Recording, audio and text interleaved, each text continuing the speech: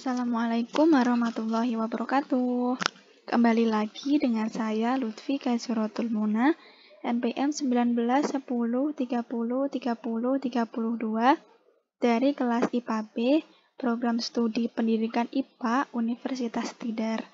Nah, kali ini kita akan membahas mengenai gerak pada bidang miring kasar ya teman-teman.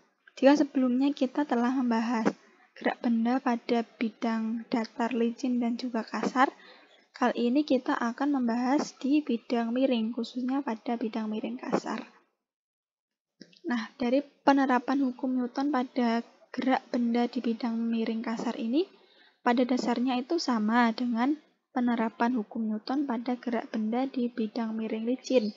Tapi yang membedakan adalah pengaruh gaya geseknya. Jadi ketika di bidang licin tidak ada gesekannya karena bisa diabaikan ya, karena kecil sekali.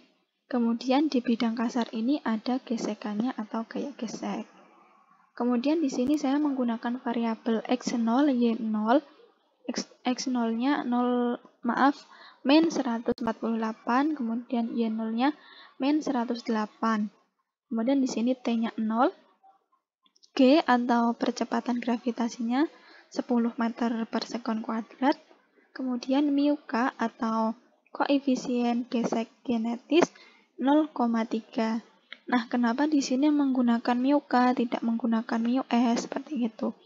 Karena pada benda yang bergerak, gaya gesek yang bekerja adalah gaya gesek kinetis. Sehingga yang digunakan adalah mu K atau koefisien gesek kinetis. Tapi kalau benda itu diam atau tepat akan bergerak, apa yang digunakan?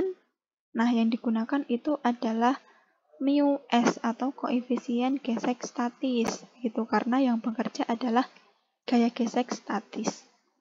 Kemudian di sini ada alfa atau sudut elevasi 30 derajat. Kemudian ada pen up, iras al. Ini seperti kemarin ya teman-teman. Untuk mengatur dari ini titik-titiknya, ukuran berapa, kemudian warnanya apa, bisa di-set terlebih dahulu. Nah, ini yang paling penting adalah rumusnya, di mana xt, yt, a, dan juga vt. Di sini xt jarak pada sumbu x, ini dengan rumus x0 plus setengah gt kuadrat dikalikan dengan sin alfa cos alfa min mu K ditambah dengan cos alfa kali dengan cos alfa. Kemudian pada YT ini dengan rumus Y0 plus setengah GT kuadrat sin alfa kalikan dengan sin alfa min mu K dikali dengan sin alfa cos alfa. Nah, untuk A-nya atau percepatannya ini menggunakan rumus G dikali sin alfa min mu K kalikan dengan cos alfa. Sedangkan VT-nya atau kecepatannya ini menggunakan rumus G dikalikan dengan T kali cos alfa min mu K dikali dengan cos alfa. Kemudian di sini ada T 0,5, jadi waktu yang diperlukan untuk dari satu titik ke titik lain ini 0,5, seperti itu.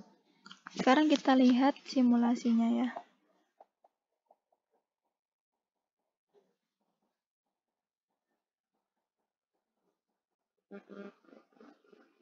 Nah, di sini terlihat ada titik-titiknya.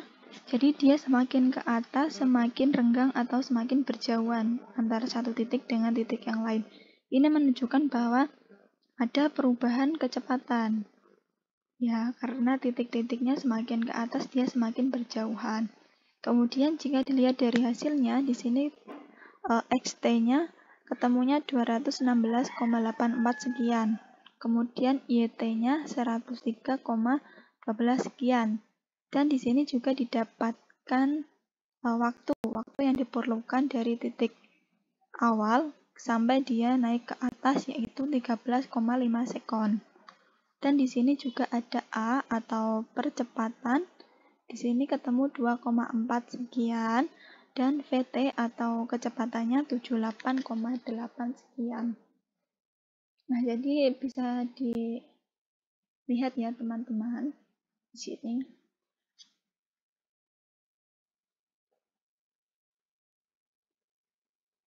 Demikian penjelasan mengenai simulasi gerak benda pada bidang miring kasar.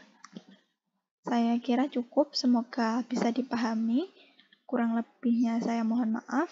Wassalamualaikum warahmatullahi wabarakatuh.